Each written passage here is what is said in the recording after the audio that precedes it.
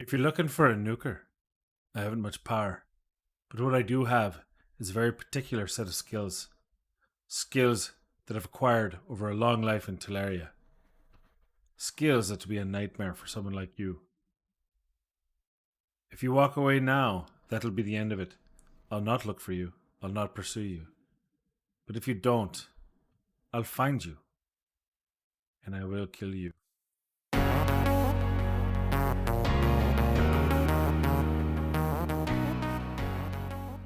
Hello everyone, welcome back to the channel. I am Mad Capper, and this is another video on Raid Shadow Legends. As you might have guessed from the intro, it is Prince Kymar's turn at the spotlight.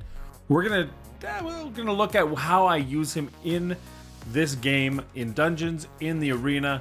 And the reason why I want to do him second isn't because he's my longest standing legendary. He's actually relatively new. He's one of the latest ones I've pulled and mastered out. But I use him very differently than I think most, if not all, owners of Kymar use him, and I think it would be neat to kind of feature him in that sort of way.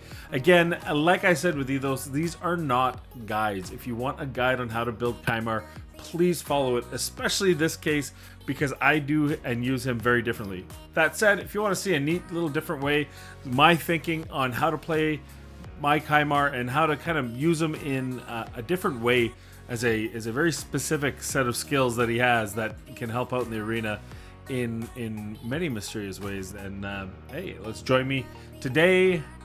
Let's shine the spotlight on Prince Kymar. So here is my Prince Kymar, and if you are an astute, observant human being, you may already see what is different about him, but let's talk about it. In his stats, you can see that there's something that might be a little bit flipped, so let's bring it up. Talk about total stats on my Prince Kymar. HP 53,000 right now. He's in dungeon mode with this right now. This is really kind of matters in Ice Golem when I used him there. This is more than enough HP for just about everywhere else. 3k defense, 2k attack, a speed of 173. That just makes sure he's the slowest on the team. The exact number is irrelevant, just that he is slower than everyone else. Then you see his 562 resistance and 154 debuff accuracy. And the reason for this is I'm not actually using him as a stripper. I'm using him to counter in the arena.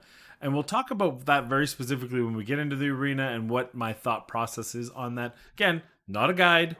I get that these aren't the stats you're probably using on your Kymar. You don't have to mention it. I get it. I'm telling you how I use Kymar. But the best part about it is, in dungeons, it doesn't matter. The key that matters is right here, and that he just has to be slower than the rest of his team. So why don't we take, well, let me show you his masteries just because, right? So I did want the accuracy here. I want this because if I get some really good resist sets, now that's the one area that I'm really lacking because I don't farm Ice Golem. So this will be nice for that. And then just the Evil Eye, which is always nice, turn meter reduction on an A1. The accuracy here. Accuracy isn't a bad thing on him, even though that's not what I'm focusing him on. And then you can see here I'm going for resist. And that's just the rest is just a means to an end. I like the turn meter boost as well. I think, I don't know why I did leech. It does put us sleep. So technically, if he lands asleep, then it'd be nice to get that. We wanted this because, of course, increases the damage received. Decreases damage received with the critical hit, and then of course resistance there, and increase the amount of healing and shield buffs this champion receives. So overall, just a real defensive, trying to keep him alive, trying to get him through that first round because of him being in a slow comp, which, like I said, in the arena we will talk about momentarily. The first dungeon I'm going to bring him into is the Fire Knight, and this is kind of representative of all three wave dungeons: Ice Golem, Dragon, Fire Knight. They'll have that kind of beginning pattern. They're different affinity, but we're not bringing them in here for damage. We're bringing it in to reset. So as you can see, starts out, I have a Lysandra lead. We get the debuffs. We get the nuke. Oh, nice little Relentless Gear proc. He resets and we go again. And that makes second round much easier because the debuff is ready to go again. Then you see the shooting. He attacks, puts a couple to sleep, but of course AI is dumb. And thankfully we get the Heart Seeker there.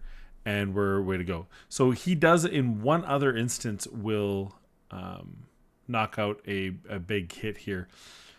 He's kind of just a passenger otherwise, especially the way I built him. I didn't build him for damage, so and we'll show why in the arena. But his main thing here is just to support.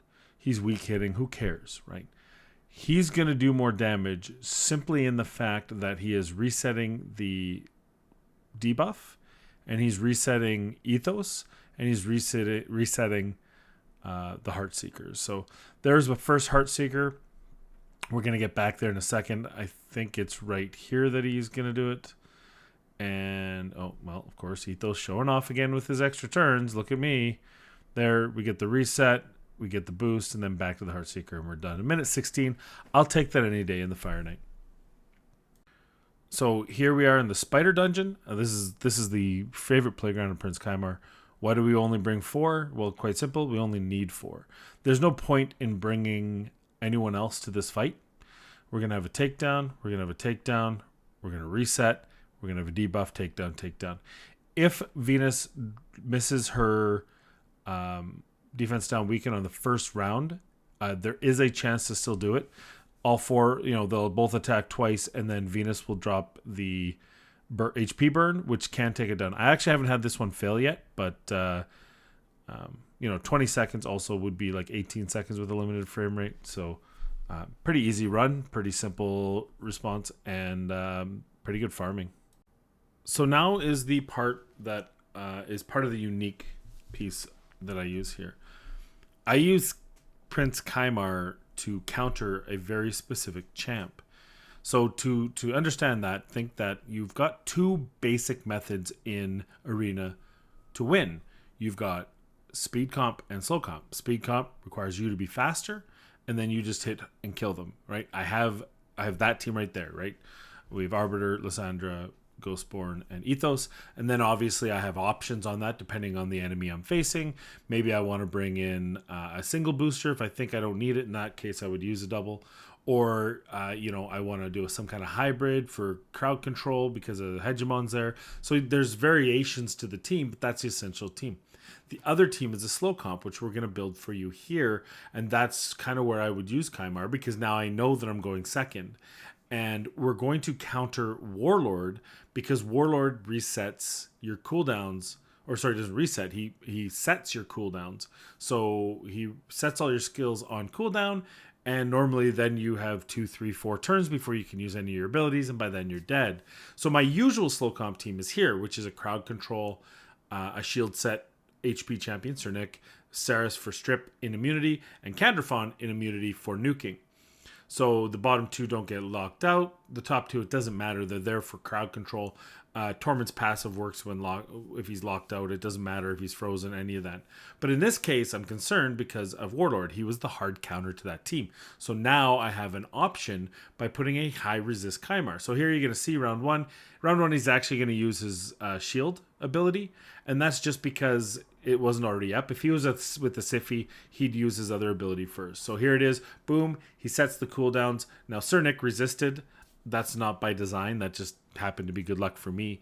But so my Madame Saris and my Candrafon are in cooldown, so I can't use their abilities right now. One thing I will mention is I forgot to change his boots. So normally he would have actually gone first here, but either way still works. Now we can do this right now, but what we want to do actually is reset the cooldown. So we just used his ability to up his damage. Now we've debuffed the other team.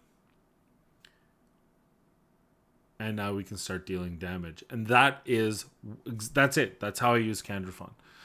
How I use Kymar. I hard countered my team's hard counter. Without that, I lose every time.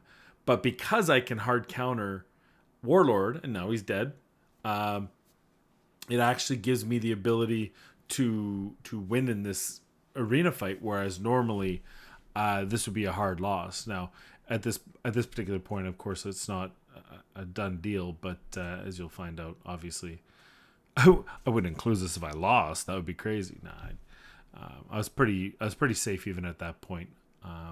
Candrafon, He's hiding in shadows. He got the reset on that too, by the way, so he could hide in shadows, which is nice. So then he was able to, and that was just nice. Had a bonus with the sleep. In this case, Kymar's strip is a bonus, but it's a happy one. Other than that, you can see how he's was effective in what he needed to do. He allowed my team to go. Can you imagine if I had to go 3 rounds without being able to cast anything? I would have lost. So, yeah. So it makes my slow comp usable against warlords. And I will say that the higher up you go, the more warlords you find on defense. They're a very strong defensive team. So there's the win. Otherwise, it would have been a loss. And I can do that all day long. And get some wins in the arena where normally I'd have to skip them. And of course, late game, you don't want to skip teams. You want to be able to fight everything. So there you go. So just before I do the final thoughts, I just wanted to kind of give you a quick. So this is his speed set. I realized I forgot to change his boots when I took him into the arena for that one, but it still worked out. But typically I use him a faster speed, so 227 speed. And that's just so he can go first in that team. So what a normal course of action would be is the other team would go this, because I have a pretty beefy Cernic in a shield set. Typically I would survive, and then their warlord would put up shields. I would debuff him, and away we play. But if the warlord was at the Siffy, he would actually use his lockout first, which is good because then their whole team goes, he locks us out. My Prince Kymar resists that lockout with his high resist, uses his A3 to reset all cooldowns, and then my team goes. In this particular instance where we saw it, while my Kymar didn't have as much speed as he should have had, it still worked out, right? He got locked out. I just had to do an extra kind of 3 turns, but he used his shield set. I debuffed it. We had a little exchange. Then he locked me out. And then I was able to unlock, so to speak, and then we can just play as normal. So that is my Prince Kymar, the great prince himself. What do you think? You think I'm crazy? Should I be using him in a normal way? Am I kind of wasting a talent here? Or maybe I gave you an idea that you hadn't thought of in the past. I hope it was helpful, informative, or at least just fun. I'm also going to try my intros out, just rough editing intros. I'm not a very big editor. But yeah, it's a little fun. So I thought I'd do a little something fun at the beginning of some of my videos. Tell me what you think. Maybe you hate it. I don't know. I won't know unless you tell me. Comments down below. Also, like, subscribe, and notify. Helps me with the YouTube algorithm and helps me with the content creator program so I can get up to the next level. Our next big goal is 2,000 subs. And I promise you as we get closer there, I'll figure out what I'm going to do. But we're going to do some kind of giveaway as a thank you for that. So one final thing before I sign off, I want to give you a sneak peek as I normally do on the next. I built them so you don't have to, and I went way off the board here. I don't know what possessed me to do. I know what possessed me to do that. That's a lie. I have faction wars. I want to complete them. I want that OOP champ. Not that I think she should be in the game, but if it's going to happen, I at least want her on my roster so I can compete. So I need to deal with skinwalkers, and I was just looking at Ripper. His toolkit seems like he should be good.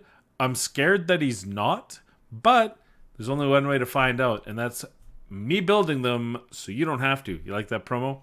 So stay tuned for that. It's going to take a little while because I'm a little bit backlogged on my masteries. On various different champs. I'm still building out Coronor. I need masteries on. I still got to finish Astralis masteries. Gurish, I'm going to bring him up because I need him for Faction Wars. You see, I got the new champ here. I got Drokul, which I'm probably going to use them both in Faction Wars. I actually have already maxed out my Faction Wars team for Ogryn Tribe, but I have to manual it, and I don't like manualing. So if we can use one or both of these to do 100% on the level 2021, then that'd be perfect. But yeah, stay tuned for Ripper. I'm excited to give him a try and see if maybe we found the next great hope or the next great hype. We'll find out in a week's time, maybe less. We'll see how things go. Anyway, at the end of it, I am glad you joined me. I hope it was fun, and I appreciate your support. Please be kind to one another, practice social distancing, stay safe, and we'll see you in the next video.